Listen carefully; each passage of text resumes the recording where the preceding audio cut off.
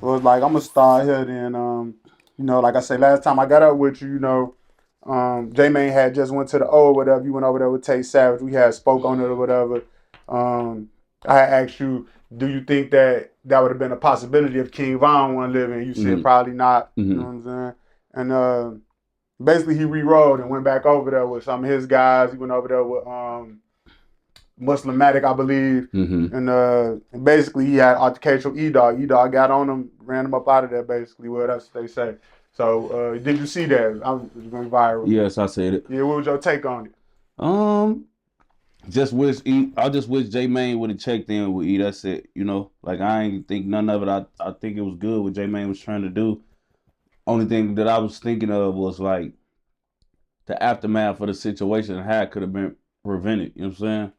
So just only thing I was saying was when the aftermath hit, it was just like how could we have avoided certain things?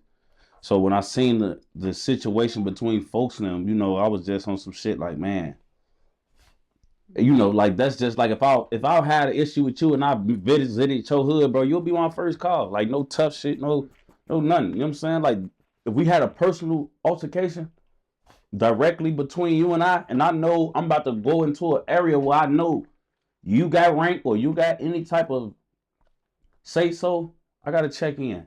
You know what I'm saying? I feel like that's grace you give anybody, any people you got, any hood you come into, especially when it's some underlying situation. You know what I'm saying?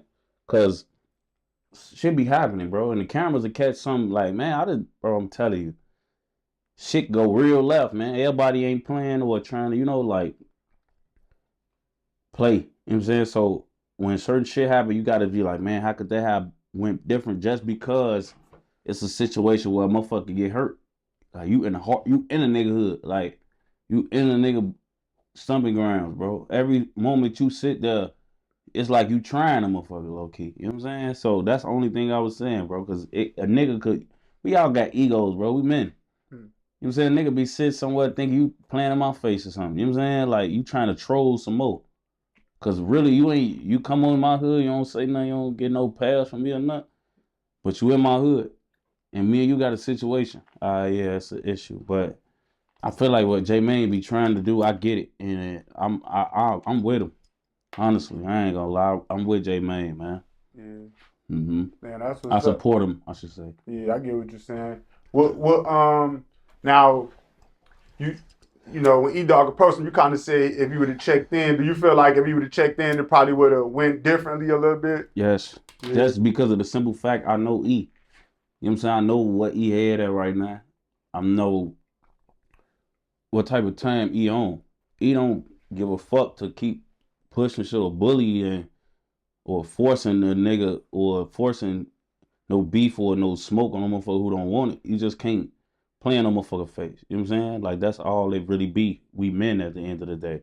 Yeah. You know what I'm saying? So that's just how it go, bro. You know what I'm saying? It's just men. But to know E, I know that shit it would have went way different if they checked in because he not gonna keep you don't want to be into it, you apologize or you I say less, folks. We gonna leave it there.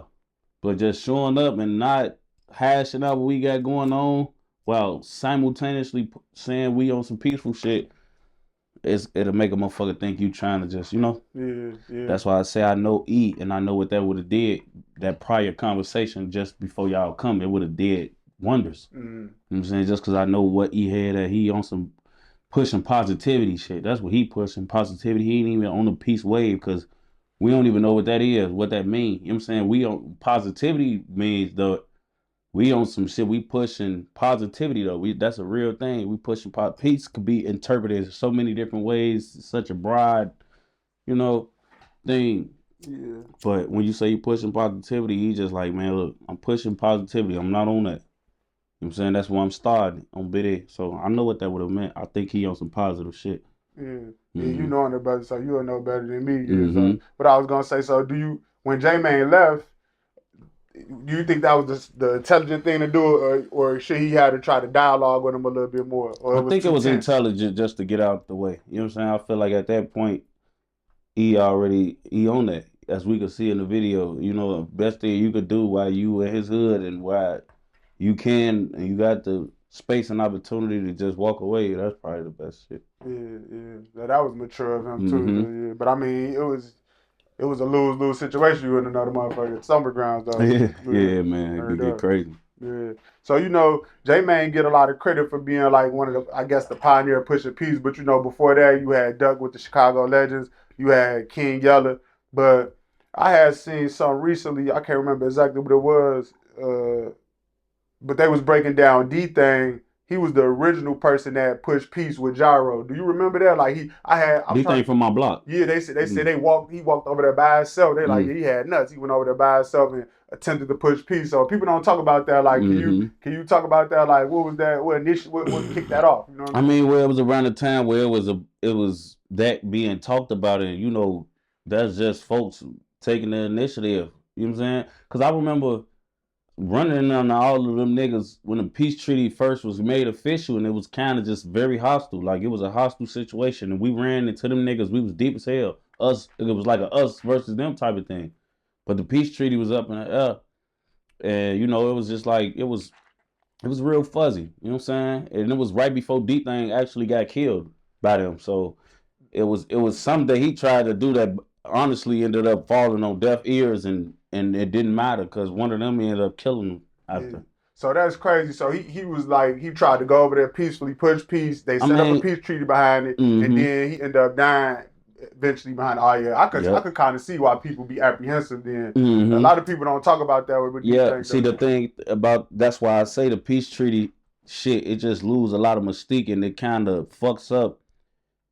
Even like the long haul and the long road, when you want to think all the way down how this shit could end up and how it could really be peaceful, you think about some of these failed peace treaties, you know what I'm saying, and what they led to, and it's not to say my hood will never be behind another peace treaty. It's just like when you got them scars from them peace treaties and you got guys like D Thang who did like try to, it's D Thang. Like D Thang could have slammed motherfuckers out and not honored that shit, bro. Like, and if D Thang wanted to keep going to war, all his shorties would have went to war.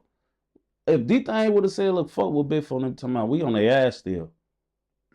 Every nigga under him every 600 nigga was gonna march, man. Every 600 nigga. So it's like when that type of nigga kind of took that initiative, not saying he was trying to just overbe like peaceful, but once it's out there in the air, a motherfucker ain't gonna, these is his big brothers and shit too that was a part of that decision being made. So he honored his big brother's decision. But like I said, niggas like us, we got war scars from those type of situations. So it tanked the message of a peace treaty. When you think about them in the future, you try to organize certain things with certain hoods. There's gonna be things like that come into effect in the thought process. Like, man, you know what happened in 2011 when we called a peace treaty with them, when we accepted a peace treaty.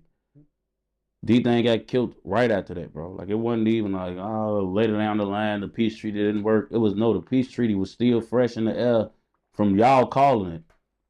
And that shit with Dome happened with D Thang. So it's like, that peace treaty shit, it lose a lot of weight to a lot of niggas who've honored it, and then been weird shit that came right after. Yeah. So that shit be bad. I ain't gonna lie. Yeah, no, I get it. I could see it then. I definitely get that. Yeah, what? Matter of fact, I remember I was talking to Butta and they was talking about that on the phone interview. I ain't put it out yet. That's where I got that information from. Yeah.